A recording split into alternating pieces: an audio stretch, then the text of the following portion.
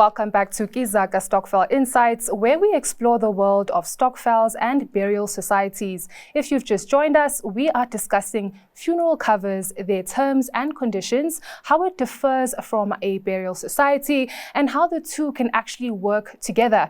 And I'm joined by my guest expert, Thabiso Masudubele. Ntate Masudubele, before the break, we were just looking at the terms and conditions when it comes to the word spouse. Yep. Can you just share more in cases of multiple spouses? As you may know, we are African and we do have cases of polygamy. What are the terms and conditions with regards to that? Yeah, I think it's important to then look at what the law recognizes and who's recognized in the law. So even though you might have terms and conditions that exist within your policy, but those terms and conditions must also be in line with South African laws and what the South African courts have said.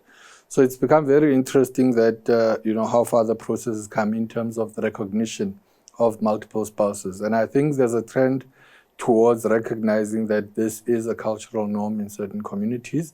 And some of the terms and conditions are beginning to be amenable to this type of thing. So you do have insurers who are starting to look at making a provision for someone to cover multiple spouses as opposed to just the historic traditional definition of what a spouse would be. So there's definitely a look at, and it's not just around polygamy. It's also around children, as we spoke about earlier, where, you might be raising your sister's kids and now they've become your kids. So there are these different situations that we look at that people are adopting and making sure that it's in line with what they do. I mean, another example would be, we know that kids, there'd be clauses that say once your child turns 23, they then have to leave and have their own policy, standalone policy. But we do know that there's a huge unemployment rate, especially amongst youth. So a lot of parents have been questioning the fact that my child doesn't work. They've been looking for a job, they're 26 years old. If I kick them out of my policy, what happens to them?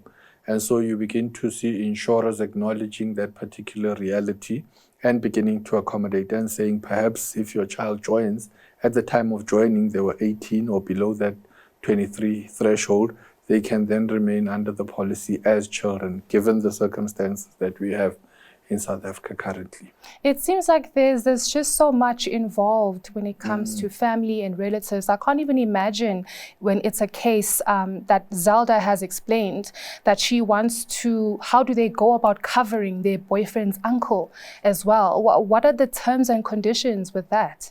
That's actually a good one because, and I think it stems from the fact that, more often than not, people in urban areas have relatives and family back home. And those people might not necessarily be in a position to afford certain things.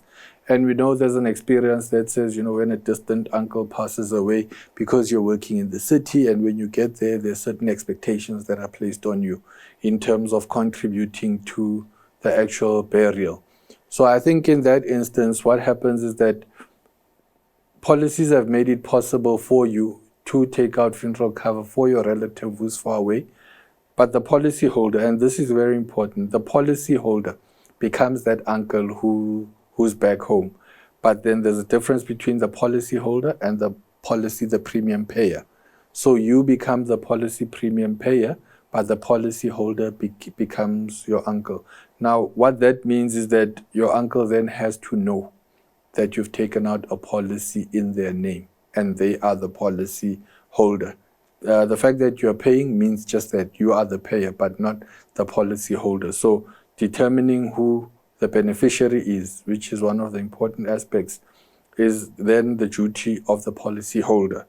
So the fact that you're paying, you can't then, determine that you are the beneficiary without your uncle knowing. Your uncle has to nominate you as the beneficiary. Now, what about in cases where, where blood really isn't thicker than water and you want to cover a friend? How does it change? Is it different? Yes, it does change. I think you need to insure someone who is related to you. There's a relationship that happens between, but that relationship has to do with being family ties and not friends. And I think it also, one of the practices that we've seen within communities, you have people taking out funeral cover on behalf of people, and those people do not know that someone's taken out a policy. So someone would say, hey, someone's not looking too well. They've been in and out of hospital, and so I run and I take out funeral cover for that person in the hope that when something happens, I'll then be able to cajole my way into their family and get the necessary documents that I need to get and go and claim. And then what people would then do is they claim. If the benefit was 10,000 Rand, they then get the 10,000 and contribute 2,000 Rand to the family. Very fraudulent. Very, very fraudulent stuff. So these are the kinds of practices that people need to avoid, because one day, it might not be today, but these things do catch up, and we encourage people not to do these kinds of practices. And that's why you cannot insure someone who's your friend or neighbor, especially without them knowing.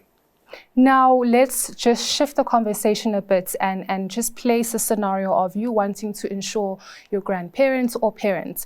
Why is it difficult? What are the complexities with having to insure or cover an older person? I think that one is a function of risk, because some of the considerations that determine what your premium will be is the risk that you're exposed to. So, for instance, much like with life cover, when you get asked all those questions, what are your hobbies? Do you smoke? How often do you have a glass of wine? How often do you drink? And so on. That then gives a certain probability of your lifespan and how risky you are as a person. And then that determines the premium that you'll pay.